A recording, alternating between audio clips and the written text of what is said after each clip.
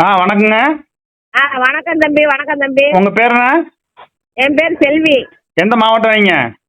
நான் விருதுநகர் மாவட்டம். இப்ப திருச்செந்தூர்ல இருக்கேன். விரதம் இருக்கேன், சஷ்டி விரதம். சரி, நாங்களும் விரதம் இருக்கோம். கந்த சஷ்டிக்கு சரி, நாங்களும் விரதம் இருக்கோம்.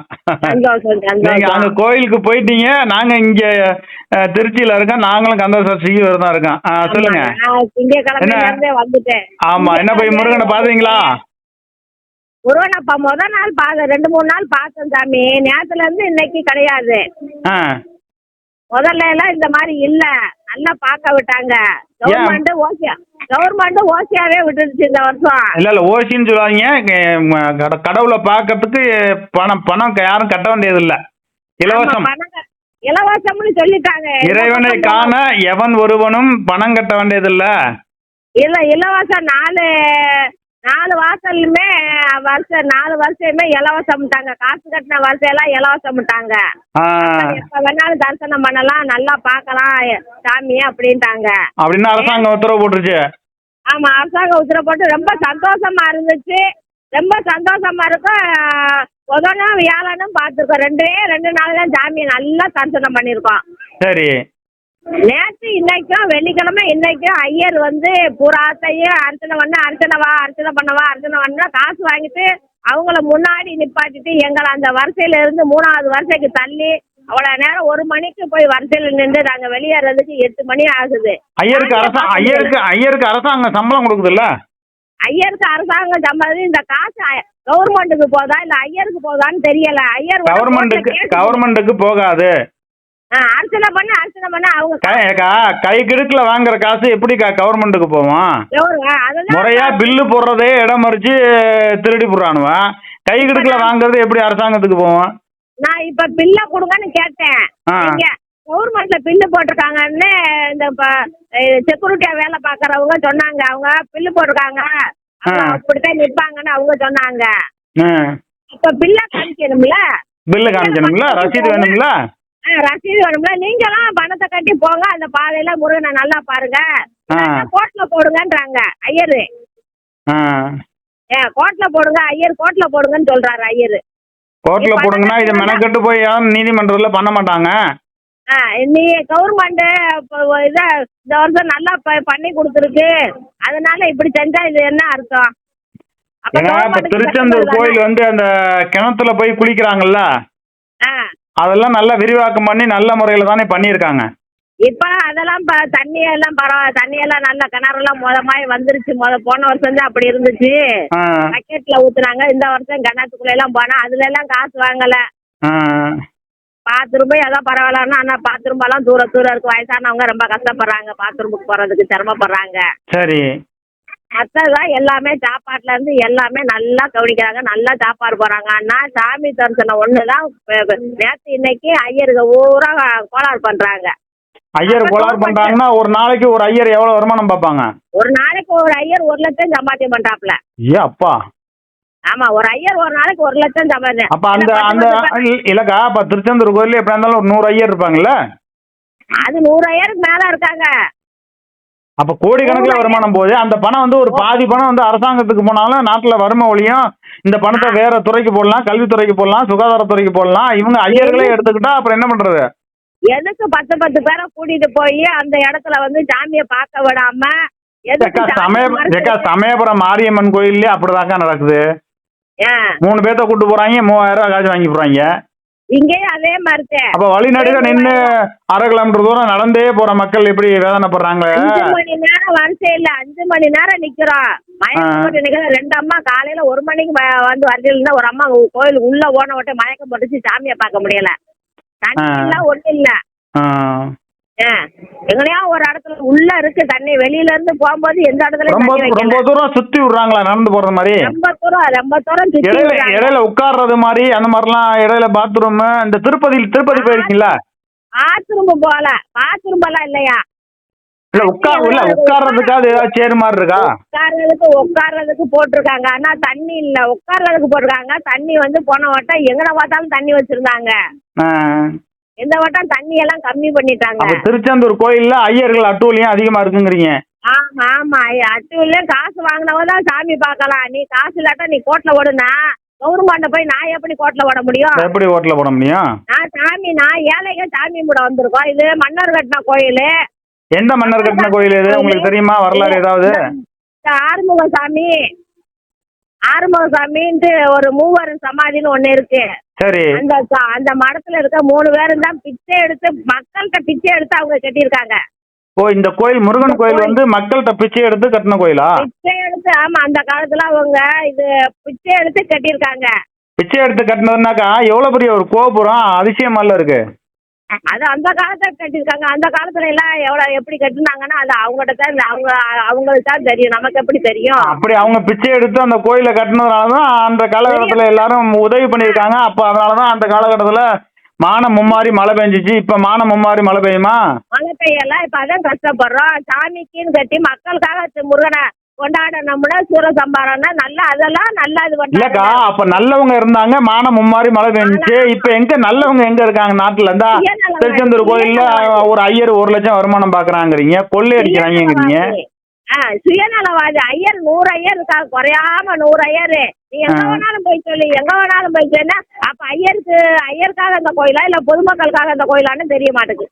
திருச்செந்தூர் கோயில் வந்து பக்தர்களுக்கு நமக்காக வேண்டிதான் அந்த கோயில். ஆனா சம்பாதிக்கிறது பூரா அந்த கோயில்ல இருந்து எடுத்து வேற ஒரு துறைக்கோ, சுகாதாரத்துறைக்கோ, கல்வித்துறைக்கோ அந்த பணம் போகணும். ஆனா ஐயர் பூரா கோடீஸ்வரன். இப்போ திருச்செந்தூர்ல ஐயர் யாராவது லட்சாதிபதியா இருக்காங்களான்னு கிடையாது, எல்லாம் கோடீஸ்வரன். அதத்தான் ஐயரே சொல்றாரு, நீ எங்க வேணாலும் போய் கோர்ட்ல கேஸ் போடு. அப்ப கெட்ட பேர் தானே, கவர்மெண்ட்டுக்கு கெட்ட பேர் தானே. திமுக அரசுக்கு வந்து இந்த திருச்செந்தூர் கோயில் வேலை பார்க்குற ஐயர் பூரா கெட்ட பேர் ஏற்படுத்துறாங்க. ஆமா, பல்பொடி எல்லாம் கொடுத்தாங்க, நேற்று பேஸ்ட் கொடுத்தாங்க, பல்பொடி கொடுத்தாங்க, சீப்பு கொடுத்தாங்க. நல்லா தான் இந்த கவர்மெண்டே நல்லா தான் இருக்கு, மக்களை பராமரிச்சுக்கிட்டு இருக்கு. ஆனா உள்ள சாமி தரிசனம் மட்டும் நடக்க மாட்டேங்குது. இப்ப திமுக அரசாங்கம் வந்து இந்த திருச்செந்தூர் கோயில நல்லபடியா பராமரிக்குது. இந்த வருஷம் நல்லபடியா பராமரிச்சுக்காங்க. ஆனா சாமி தரிசனம் ஒண்ணு மட்டும் ஐயருக்க விட மாட்டேன்றாங்க. எங்க வேணாலும் சொல்லு. நான் கேள்விப்பட்ட வரலையும் திருச்செந்தூர் கோயில்ல இருக்க ஐயர் வந்து யாருமே லட்சாதிபதி கிடையாதான். ஒவ்வொருத்தர் வீட்லயும் குறைஞ்சபட்சம் 200 பவுன்ல இருந்து 500 பவுன்ல இருந்து அதே மாதிரி 4-5 கோடி பணம் இது மாதிரிலாம் வச்சிருக்காங்களாம். அப்ப அந்த ஐயரை பூரா ரைடு விட்டாங்கன்னா பல பேர் சிக்குவாங்க. சென்ட்ரல் கவர்மெண்ட் ரைடு விடணும். இத மாநில அரசு கொஞ்சம் கவனத்துல எடுத்து பண்ணாங்கன்னா திமுக அரசுக்கு இன்னும். ஐயரால மாநில அரசுக்கு கெட்ட பேரு. ஏன் அவர் சேகர்பாபு அமைச்சர் இருக்காருல்ல, அவர்லாம் வந்து இது மாதிரி பிரச்சனை எல்லாம் இல்ல. சேகர்பாபு வந்தாரா வரலையான்னு, அமைச்சர் வந்தாரா வரலையான்னு யாருக்கு தெரியும்? சேகர்பாபு வந்தாரா? அதாவதுக்கா ஒரு மதம் இல்ல சாதி இல்லன்னு நம்ம 1000 விஷயம் சொன்னாலும் ஒரு இந்துவை வந்து இந்து அறநிலையத்துறை அமைச்சரா போட்டிருந்தா அவருக்கு ஒரு அக்கறை இருக்கும். இவர் கிறிஸ்டின். ஆமா, இப்ப தீபாவளிக்கு யாரு வாழ்த்து சொல்றா? தீபாவளிக்கு எந்த அமைச்சர் வாழ்த்து சொல்றாரு? எந்த முதலமைச்சர் வாழ்த்து சொல்றாரு? கிறிஸ்டின்கள் வாழ்த்து சொல்றாங்க, முஸ்லீமுக்கு வாழ்த்து சொல்றாங்க, ஓணத்துக்கு வாழ்த்து சொல்றாங்க. ஏன் நம்ம இந்துக்கள் எல்லாம் கேனைச்சிகளா கேனையா? அப்ப தீபாவளிக்கு எதுக்கு அரசாங்கம் போனஸ் போடுது? அதை நிப்பாட்ட வேண்டாதானே? போன மாசம் தானே 5 கோடி 25 லட்சமும் முருகன் சம்பாத்தியம் பண்ணி கொடுத்துருக்காரு. இப்ப கடைசியில தான் 25ஆம் தேதி 26ஆயிரம் போய் உண்டியல் நின்னாங்க. 5 கோடி 25 லட்சமும் முருகன் கொடுத்துருக்காரு. ஏக்கா, தமிழ்நாடு முழுக்க இருக்கக்கூடிய முருகன் கோயில்ல மட்டுமே வருஷத்துக்கு 1000 கோடி ரூபாய் வருமானம் வருதான். அதாங்க தமிழ்நாடு முழுக்க இருக்கக்கூடிய திருத்தணி, ஒவ்வொரு திருப்பரங்குன்றம், விராலிமலை, ஒவ்வொரு முருகன் கோயில் இருக்கு பாருங்க, பழனி உட்பட எல்லா கோயிலையும் சேர்த்து வருஷத்துக்கு 1000 கோடி ரூபாய் வருமானம், 1000 கோடி ரூபாய்க்கு மேல வருமானம் கிடைக்குதான். அப்படி மேல வருமானம் கிடைக்கும் போது இந்து கோயில் தான் இது. இல்லைன்னா இந்து மதங்கிறத எடுத்துவிடு, இந்து மதம்னு இருக்கு. இந்து அதத்தான் முத்துராமலிங்க தேவரா முத்துராமலிங்க வீரபாகு தேவரா வீரபாகு மூர்த்தின்னு எழுதி வச்சிருக்கா, பேர் எடுத்துட்டாங்களே. உள்ள வீரபாகு தேவரன்னா கதையில எல்லாம் சொல்லுவாங்க. ஏன் இப்ப ஜிடி நாயுடுக்கு வந்து ஜிடின்னு சொல்ல உடனே எதுக்கு நாயுடுன்னு சொல்றீங்க? நாயுடு பாலம் திறந்துருக்காங்க. பெரியார் என்ன செஞ்சாரு? பெரியாருக்கு எங்க பார்த்தாலும் பெரியார் பாலம், பெரியார் நகர், பெரியார் அதையும் எடுத்து பேருனா எல்லாத்தையும் எடுத்துருங்க. எல்லாத்தையும் எடுத்துரு. பஸ் ஸ்டாண்டுக்கு எதுக்கு? பெரியார் பஸ் ஸ்டாண்டு, அண்ணா பஸ் ஸ்டாண்டு எல்லாத்தையும் எடுங்க, எம்ஜிஆர் பஸ் ஸ்டாண்டு எல்லாத்தையும் எடுங்க. தலைவர்கள்லாம் வேண்டாம். பெரியார் வந்து ஒன்னும் அரசியல் அவர் வரல. எதுக்கு அவருடைய பேருக்கு பெரியார் பேருந்து நிலையம்னு வைக்கிறீங்க? எங்க பார்த்தாலும் பெரியாரு பெரியாரு பெரியாருன்னு என்ன பெரியாரு நாட்டுக்கு என்ன செஞ்சாரு? ஒண்ணும் செய்யல. என்னத்தை செஞ்சாரு? அவர் தாடி வளர்த்துக்கிட்டாரு, அவர் சொத்து வளர்த்துக்கிட்டாரு, ஆந்திராவில் உள்ளவங்க எல்லாம் இங்க அரசியல் பண்ண வச்சாரு. அவ்வளவுதான். வேற என்ன செஞ்சாரு? மற்ற ஜாதிக்கு என்ன செஞ்சிருக்காங்க? மற்ற ஜாதிக்கு பெரியாரால தமிழ் குடி சாதிக்கு ஒரு பலனும் கிடையாது. ஆமா. இந்து மதத்துக்கும் ஒண்ணும் கிடையாது. என்ன செஞ்சாங்க? இந்து மதத்துக்கு என்ன செஞ்சாங்க? ஆமா. இப்ப சாமியும் கூட முடியல.